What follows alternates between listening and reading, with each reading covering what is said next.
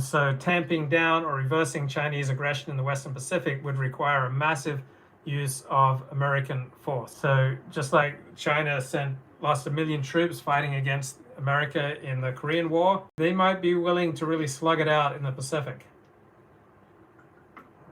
So in the last 200 years, modern wars between great powers have typically gone long rather than stayed short. So a US-China war could keep escalating, be incredibly damaging to both sides.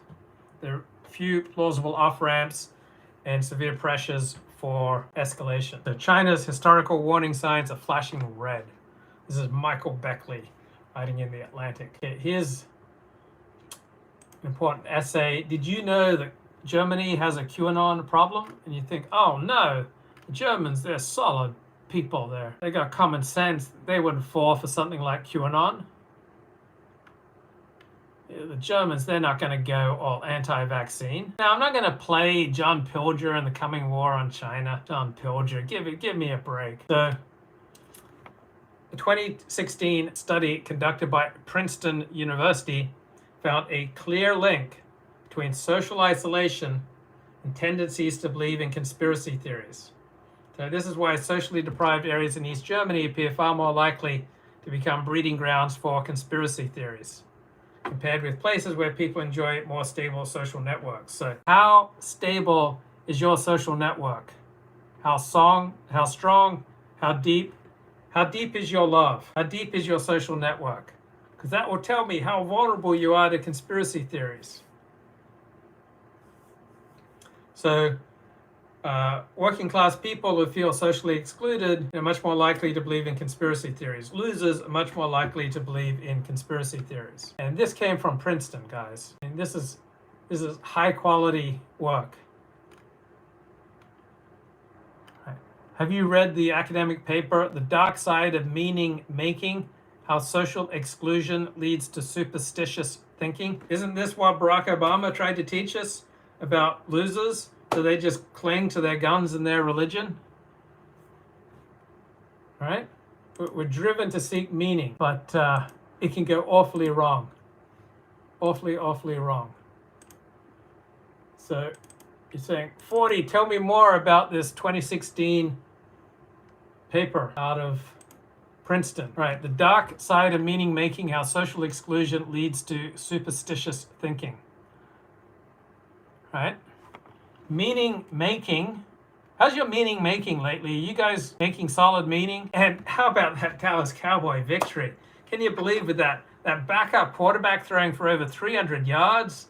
That thrilling last minute victory over the Minnesota Vikings in Minnesota? 6 straight victories for the Dallas Cowboys? Have I looked into James Bradley's The China Mirage? No, I have not. Look, let's talk about meaning making, guys. Meaning making is a fundamental characteristic of thinking minds like you and me. Expose a person to a set of completely unrelated events and then observe the complex ways in which our minds try to create connections between unrelated events and to tell stories about these unrelated events and go beyond the facts to imbue chaos with order.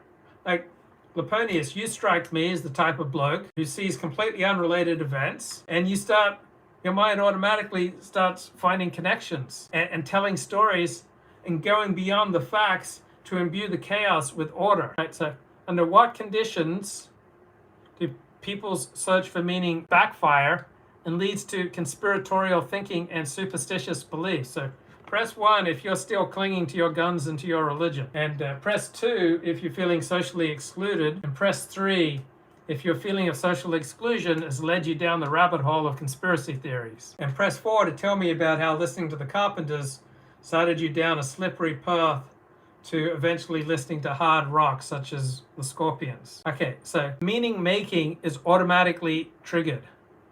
It is evolutionarily adaptive, and it's developmentally dynamical. It's a developmentally dynamical feature of the cognitive system. And you're saying, wow, 40, you're blowing my mind here. So meaning making influences information processing from perception to decision, right? We want to make sense of the world around us, and much of the sense that we make of the world around us is only in our brain, right? Reality is so random and complicated that we impose on reality all these superstitious beliefs. So generally speaking, the ability to make sense of a complex and complicated and chaotic world has many positive consequences. So there are a lot of irrational beliefs that are good for you. Wow, 40 is the new Tim Pool. I'm not sure. Am I worthy of this great honor? 40 is sounding like Phil DeFranco and Sam Sater. Oh, am I worthy of these great honors? So there are a lot of irrational things that you can believe that will contribute to your health and happiness. I don't want to remove from you your irrational beliefs that are contributing to your health and happiness. So the ability to form meaning out of chaos and random events results in mental and physical health benefits, an increased sense of well-being, emotional regulation, and adjustment to trauma. So wonderful. Making meaning out of random events, wonderful thing. But it can sometimes backfire.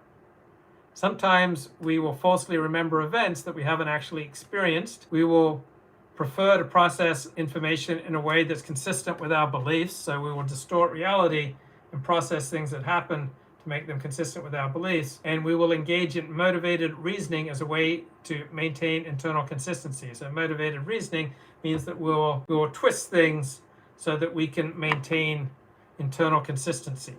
So people, when our friends behave in ways we don't approve of, we will rationalize it, right? So it's like, oh, this can't be right, that, Laponius engaged in nefarious illegal behavior. It must be a faulty report that I've received. So we want meaning. We assign meaning to random events. We assign meaning when it's not there, and this can lead to conspiracy theories. So it's kind of an exaggeration of these universal human tendencies to try to find meaning in random events.